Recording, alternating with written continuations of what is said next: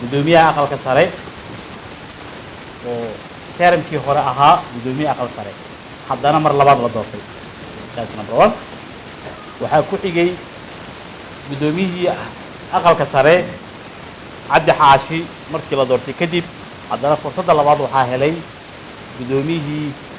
golaha shacbiga mudane sheekh aadan maxamed nuur madoobe asigana horey uu ahaa gudoomiyihii baarlamaan marna ahaa kusime madaxweyne termkii kumeel gaarka ka dhixitaankeedii oo sheekh shariif ciligeedii oo jabuuti markuu madaxweyne cabdullaahi yuusuf saxadinay fursaddii kale oo meesha jirta waxay ahayd madaxweynahan hadda xilka ka dhammaaday bedelay termkiisii oo ahaa madaxweynihii 8aad maantana fursad u helay madaxweynihii 10aad inuu noqdo dalka jamhuuriyadda federaalka soomaaliya waxaan dareemaynaa marka 3 oday waay arag ah dalkan xogogaal u ah inay yihiin maanta dadka xukunka dalka hay-adihiisa kala duwan haya waxaan rajaynaynaa wasaarahana inuu noqdo qof sidaa oo kale xogogaal u ah waayo markaas haddii la isla helo institution wada dhisan ama executive-kii ha ahaado fulintii ama ha ahaado legislative-kii ha ahaado qaybihiisii kala duwan waxay yeelanaysaa isdaah la og yahay oo la raaci karo oo dalkan hoggaankiisa uu noqon karo hoggaan nabadeed halku dhiga madaxweyne xasan sheekh oo ah iyo heshiisa dunidana la heshiisa waa erey aad weyn slogankaas slogan caadi ah maaha waa slogan in badan dadka markay akhriyaan ama filosofiga markuu akhriyo dareemi karo macnaha ka dambeysa waayo danta ugu weyn waxay ahayd dib u heshiisiin maanta odayaasha dhaqanka ku baaqeen horena loogu baaqay runtii waxa waaye dalkan wuxuu u baahan yahay dib u heshiisiin oo 2 nooc ah mid siyaasadeed koow iyo mid bulsho 2 haddii dib u heshiisiin dhaba la helo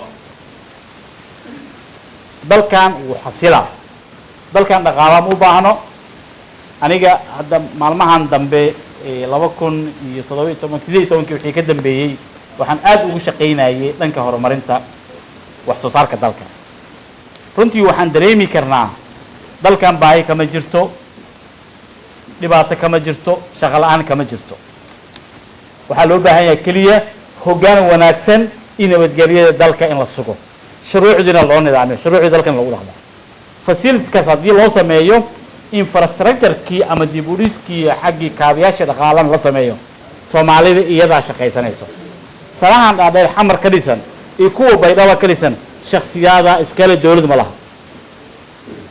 ayagaa maalgashteen waxaan rabnaa marka halkudhiga ah oo sloganka hadda jiro kaas in lagu dhaqmo waxaan rabaa inaan mahadcelin gaara u jeediyo mar raba hadal tiro badan inaan sii galo maadaama 3 oday oo odayaashii dalka oo ay aragga ahaa ee maanta dalka ay hogaaminayaan waxaan rajaynaynaa in cabinetkana uu noqdo kii dalkan usoo halgamay aqoonta u lahaa way aragga u ahaa oo dalkan muddo badan ka soo shaqeeyay hal arin aan odayaashana maanta aan rabaa in halkan ka xuso Southwest dhismaheedii